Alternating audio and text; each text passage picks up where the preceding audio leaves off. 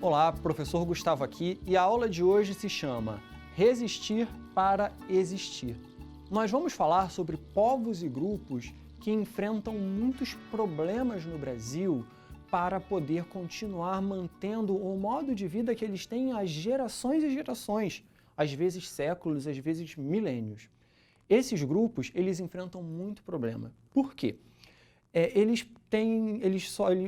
A gente tem uma série de outros grupos que têm interesse nos territórios que eles ocupam. Então, para eles continuarem existindo, eles precisam do território, eles precisam daquele chão, daquilo que a natureza proporciona. E, como a gente vai ver que tem uma série de empresas, fazendeiros, madeireiros interessados nisso, eles vão enfrentar situações bastante difíceis. Então, antes de mais nada, a gente tem que saber que existem formas diferentes da sociedade se relacionar com a natureza, certo? E a gente não pode colocar uma como melhor do que a outra, ou mesmo achar que uma precisa se sobrepor à outra, que uma é do passado e a outra é do futuro. Na verdade, a gente tem que saber que elas são simplesmente diferentes. Cada uma tem suas vantagens, cada uma tem os seus problemas que precisam ser resolvidos, mas isso não faz de uma melhor que a outra, certo? E quando eu falo disso, eu me lembro de um geógrafo muito importante, que eu acredito que foi o maior geógrafo da história do Brasil, que é o Milton Santos. O Milton Santos, ele, num dos seus principais livros, ele escreveu o que ele chamava de meio natural, meio técnico e meio técnico-científico informacional. Pode parecer complicado, mas eu vou explicar um por um. Quando a gente fala sobre o meio natural, a gente está falando de uma relação entre a sociedade e o espaço que ela habita, que ela, como o próprio nome já diz, tem muito a ver com a natureza. Então ela tem a ver com a caça, com a coleta, com conhecer qual é a melhor estação do ano para plantar alguma coisa. Então, ela está muito ligada aos ciclos da natureza, ao tempo da natureza. Por conseguinte, ela é sustentável. Por quê? Uma vez que ela depende muito da natureza e é muito harmoniosa com o tempo da natureza, ela vai respeitar esses ciclos da natureza e sempre buscar, pelo menos procurar dar tempo da natureza se recuperar, certo? Quando nós falamos sobre o meio técnico, a gente já está falando da existência de máquinas complexas, né, de fábricas. E aí a gente já tem uma separação. Por quê? Através das máquinas modernas, o ser humano ele consegue produzir durante o ano inteiro. E muitas vezes, aí, com algumas tecnologias na agricultura, consegue produzir alguns alimentos até fora da época. Então, a sociedade ela começa a se sentir superior à natureza, a ter uma postura de dominação da natureza. A tecnologia é ruim? Não, a tecnologia não é ruim, mas ela precisa ser utilizada com muita responsabilidade, porque a natureza ela não é apenas uma fonte de dinheiro, a natureza ela é onde a gente mora, a gente precisa dela para continuar existindo. E aí, depois que a gente não tiver mais disponibilidade de água, disponibilidade de solos ou mesmo de alimentos, o dinheiro não vai fazer diferença nenhuma, não é mesmo? Então, o Milton Santos ele ainda vai alertar para uma terceira realidade, que é a atual, que é o chamado meio técnico-científico informacional. Isso faz uma referência à tecnologia de ponta desenvolvida nos dias de hoje. Então, hoje, quando a gente pensa nesses maquinários, quando a gente pensa nas fábricas, quando a gente pensa na informática, nos serviços, na própria agricultura, a gente tem ali uma técnica muito refinada envolvida e muita informação, né? Também ali para desenvolver cada coisa. Às vezes, o tênis que a gente usa tem uma quantidade de técnica, uma quantidade de informação que a gente não tem nem noção. E quando a gente fala de informação, a gente fala que hoje em dia a gente tem um fluxo cada vez mais rápido de informações. Se no século passado as pessoas mandavam cartas que demoravam muito para chegar, hoje em dia a gente consegue fazer uma chamada de vídeo com alguém do outro lado do mundo, ao vivo. Então o fluxo de informações é cada vez maior. E isso vai me lembrar de um outro geógrafo muito importante. Esse é um britânico chamado David Harvey. O David Harvey ele vai falar sobre a compressão do espaço pelo tempo. O que ele vai dizer? Que hoje em dia, como fica muito mais rápido, né, o avião ele cruza um oceano muito mais rápido do que um navio há centenas de anos atrás, como a gente consegue fazer chamadas de vídeo, fica tão mais rápido se conectar com quem está longe da gente, que é como se o mundo tivesse diminuído de tamanho. E é essa imagem aí que ele fez que eu quero mostrar para vocês, né? Então a gente tem ali, ó, que quando a gente tinha locomotivas que iam apenas 57 km por hora, é como se as distâncias fossem gigantescas. E quando a gente pensa na atualidade, onde os jatos de passageiros conseguem alcançar até 1.100 km por hora, é como se essas distâncias tivessem diminuído. Ou seja, o mundo não diminuiu de tamanho, apenas o tempo, apenas a velocidade, né, a velocidade aumentou e o tempo diminuiu. Então é como se isso tivesse acontecido. Então a gente vive num tempo onde esse meio técnico, científico, informacional, onde toda essa tecnologia, onde todo esse domínio da natureza, toda essa exploração da natureza, elas são um sistema dominante no planeta. Então, quando a gente tem um modo de vida mais ligado ao que seria o meio natural, esse meio natural ele tende a ser engolido por esse meio técnico, científico, informacional.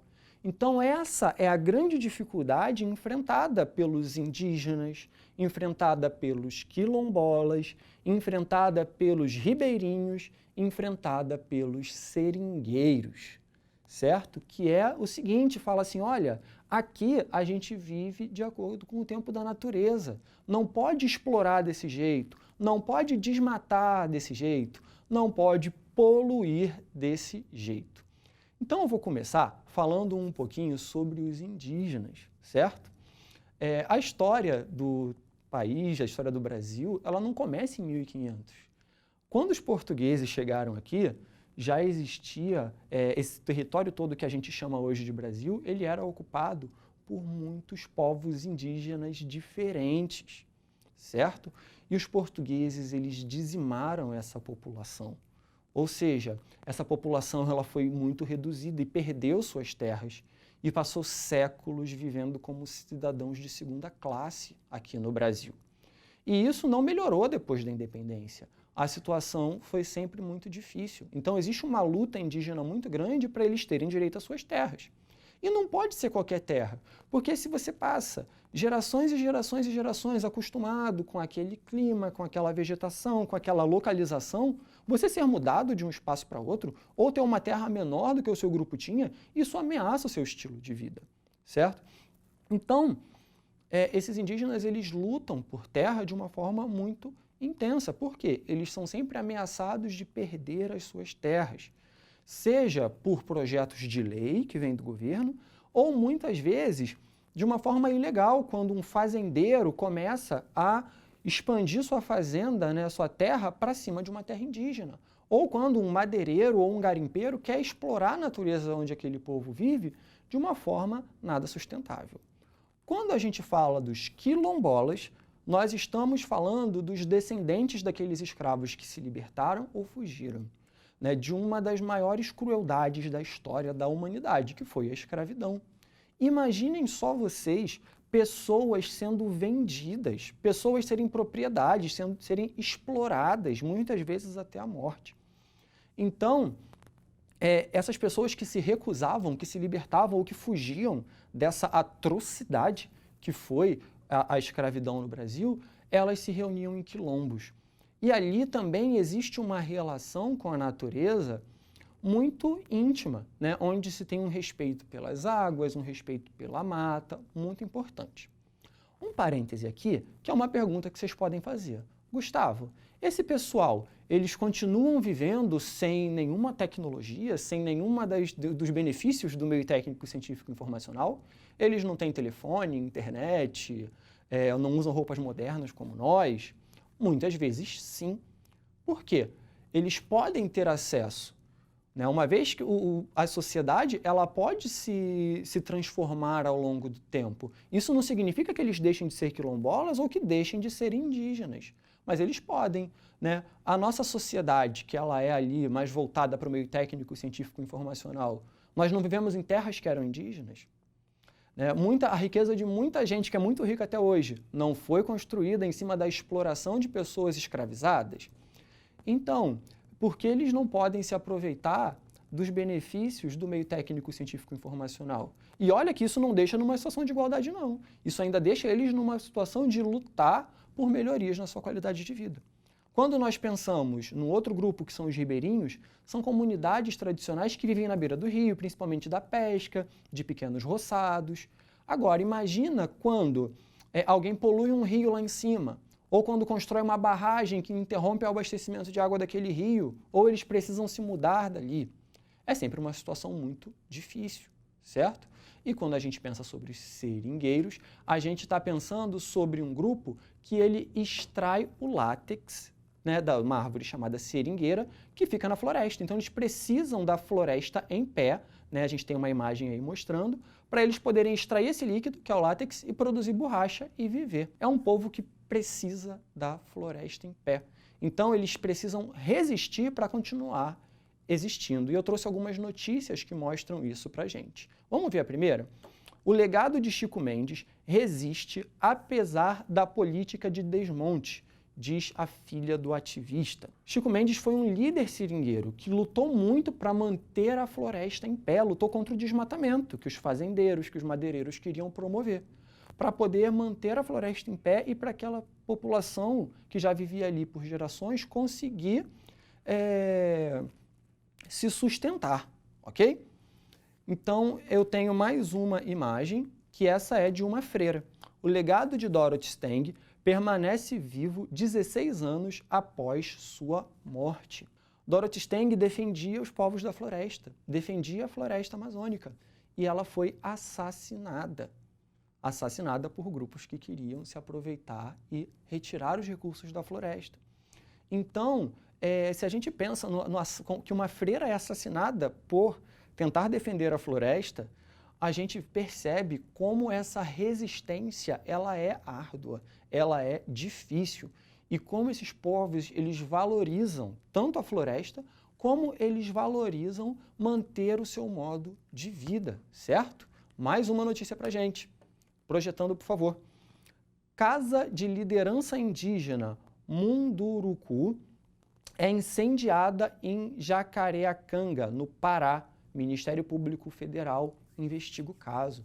Então, nós vemos que muitas vezes essas pessoas, além de enfrentarem leis cada vez mais difíceis para manter suas terras e seu modo de vida, essas pessoas muitas vezes são atacadas, sofrem atentados terroristas de pessoas interessadas em destinos diferentes para aquelas terras. Tem mais notícia? Temos. Agora sobre quilombolas. Quilombo Sacopã resiste há 105 anos em meio a prédios e mansões na Lagoa, um dos bairros mais ricos aqui do Rio de Janeiro.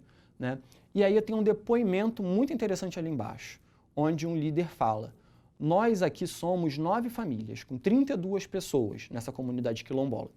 Estamos na 6ª geração, todos temos traços sanguíneos, não tem ninguém de fora. Somos uma comunidade negra cercada por brancos de todos os lados.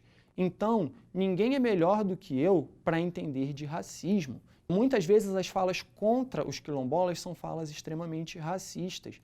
E imagina, num dos bairros onde um metro quadrado é caríssimo, um apartamento é caríssimo no bairro da Lagoa, quantas pessoas não estão interessadas em tomar essas terras dessa população? Então imagina o que eles não sofrem, certo?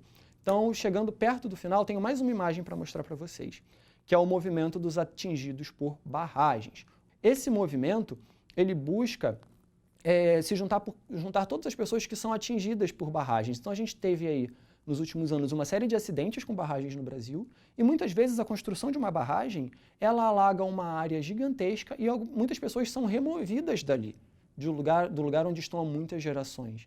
Então, eles se conectam, eles usam uma vantagem do meio técnico, científico e informacional, e eles se conectam no Brasil inteiro com comunidades e grupos que foram atingidos por essas barragens para lutar, para reivindicar os seus direitos, formando assim uma rede de lutas, certo? Então, para finalizar essa aula, eu trouxe um desafio para vocês na tela. Qual modelo de relação entre sociedade e natureza se expandiu globalmente e oprime os demais. A. O capitalista, esse baseado na exploração dos recursos naturais para conseguir lucros. B. O indígena. C. O ribeirinho. D. O seringueiro. A alternativa correta é a A. Esse sistema, ele se globalizou. Ele ocupa a maior parte do planeta e ele busca continuar se expandindo para continuar funcionando. Então, eles querem as terras e os recursos das pessoas que seguem outros modos de se relacionar com a natureza. Espero que você tenha aprendido bastante com a aula de hoje. Até a próxima!